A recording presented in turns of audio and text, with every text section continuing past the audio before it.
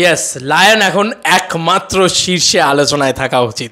সেই লায়নের কি কি হতে চলেছে ইউনিভার্স সেট আপ, কারণ রায়ান রফি নিজে মুখে বলে দিয়েছেন যে এটা কিন্তু ইউনিভার্স সেট আপ করছি আমরা লায়ন দিয়ে। লায়ন আমার ড্রিম প্রজেক্ট, 3টে পার্টে আসবে এবং it is the biggest project also. তো এটার সাথে কি তুফানের ইউনিভার্স কোনোভাবে সম্ভব কানেক্ট করা? আমার মনে হচ্ছে হতে পারে, কিন্তু তুফান হিসাবে শাকিব খানের এন্ট্রি হতে পারে। তার পসিবিলিটিসগুলো আমরা তুলে ধরবো বা বলবো। প্রথমত বলি, এই ভিডিওর কিছুটা হলেও ক্রেডিট যাচ্ছে শারদ মিউজিক ভেঞ্চার্সের পৌঁছালের দিকে, কারণ সে একটা দারুণ জিনিস তুলে ধরেছে। এবার দেখো শাকিব খানকে তুফানের ভিতরে কীভাবে ডিকোড করা হয়েছে যে সে টাইগার, তাই তো? মানে তুফান কিন্তু তুফান হতে অ্যাটিটিউড লাগে। তুফান একটা বিগেস্ট মেগাস্টার বলছি, সরি, তুফান হচ্ছে বিগেস্ট একটা গ্যাংস্টার, একটা বিরাট ব্যাপার। কিন্তু তুফান কিন্তু এই যে তুফান ক্যারেক্টারটা, এরও কিন্তু বড় কেউ আছে, কারণ এই বাংলাদেশের বাইরে ইন্টারন্যাশনালিও বিভিন্ন রকম জিনিসপত্র অপারেট করে, ঠিক আছে? তো এই জিনিসটাও কিন্তু তুফানের সাথে কানেক্টেড, ঠিক আছে? এবার ধরো তুফান যে মালগুলো নিয়ে যায়, সেই মালগুলো কী বা তুফানের এক্স্যাক্টলি বিজনেসটা কী, সেটা কিন্তু আমরা এখনও অবধি জানি না।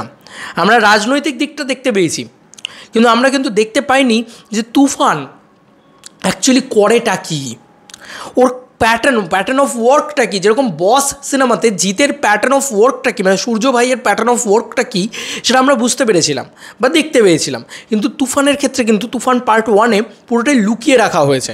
ওই জন্যই অনেকে বলেছিল যে তুফান পার্ট 1 খারাপ হলে কী করে পার্ট 2 ভালো হতে পারে। অদ্ভুত কথাবার্তা ভাই। তো মানে তুফান পার্ট 2 এই কারণেই আরও ভালো হবে, তুফান পার্ট 1-এর থেকে আরও বেটার হবে, ঠিক আছে? এটা আমার মনে হয় কোথাও কি। এবার প্রথমত বলি, এই যে তুফান, তার ডিকোড কি, সে টাইগার। ওই জন্য দেখবে তুফান যেহেতু এখন ওটিটিতে রিলিজ হয়ে গেছে, তাই বলতে কোনো দ্বিধা নেই যে লাস্টে তুফান যখন বসে থাকে, বাঘের মাথায় হাত বোলাচ্ছে তুফান, ঠিক আছে? সেইখানে শাকিব খান এরকম বসে আছে, দ্য মেগাস্টার শাকিব খান। এবার এরও তো কিছু পাচার করার বিষয় আছে। মানে এই যে এই মালটা ধরো বাইরে পাঠাবে, বিদেশে পাঠাবে, তো কোথা দিয়ে যাবে? সাগর দিয়ে যাবে। সেই সময় 90s সময় কিন্তু সাগরটা খুব ইম্পর্টেন্ট ছিল। তো সেই সাগরের কিন্তু হতে পারে লায়ন রাজত্ব করে। এবার লায়নের সাথে তুফানের কোনো ভার্সেস নেই, লায়ন ভার্সেস তুফান না, লায়ন অ্যান্ড তুফান লায়নের সাহায্য নিয়ে সাগর পার করে ওর মাল। তাই সেখানে কিন্তু লায়নের একটা প্রচণ্ড পরিমাণে আধিপত্য রয়েছে। এইভাবে কিন্তু একটা ক্রস ওভার কিন্তু আমাদের সাদা মাথায় একদম ডিকোড করে বেরিয়ে আসছে, ঠিক আছে? এবার এই লায়ন জিদ্দা, আমরা সবাই বুঝতে পারছি। তো জিদ্দার ক্যারেক্টারটা হয়তো সাগর রাজত্ব করে, এবং এখানে শরীফুল রাজের ক্যারেক্টারটা আবার ডাবল হিরো। অনেকেই বলছে তাহলে কী করে তুফানের সাথে কথা বলবো, ইত্যাদি ইত্যাদি।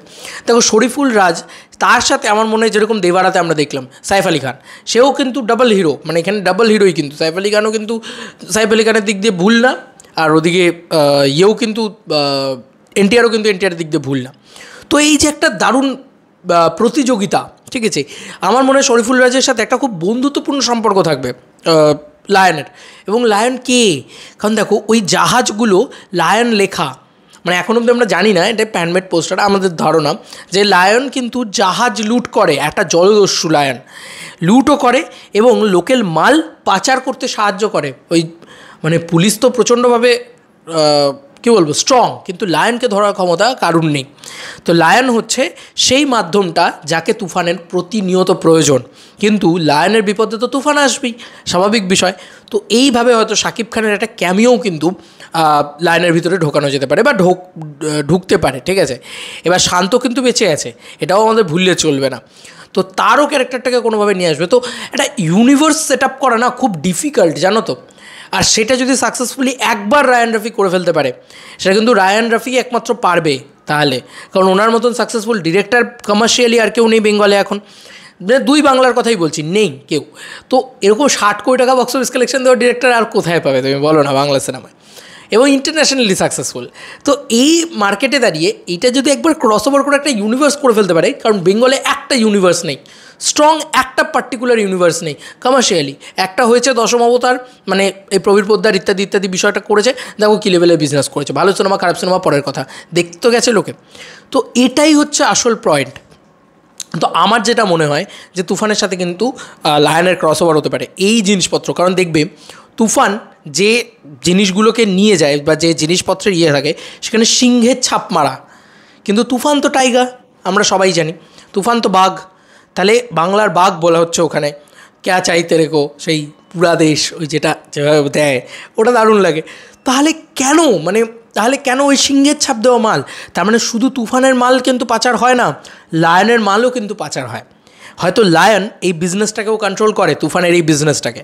আমি বলছি না যে লায়ন তুফানের বাপ, আমি বলছি তুফান লায়ন সমান সমান, সেই অর্ধায় নিয়ে গিয়ে দেখাবে আর কি। বুঝতে পেরেছো তো? আমার এটা মনে হচ্ছে কোথাও কি। তো পরের কুরবানি দিয়ে যেটা আসছে সেটা তো মানে তুফান 2 সম্ভব না। আর সম্ভব নাকি, একটা ডিরেক্টর কী করে পরপর, মানে এরকম সম্ভব না। তো দেখা যাক কী হয়। আমি খুব এক্সাইটেড অ্যাবাউট মানে এই ইউনিভার্স, দেখা যাক। এবং রায়ান রফি নিজে কিন্তু কালকে ইন্টারভিউতে কনফার্ম করে দিয়েছে যে আমরা কিন্তু একটা ইউনিভার্স করছি লায়ন দিয়ে।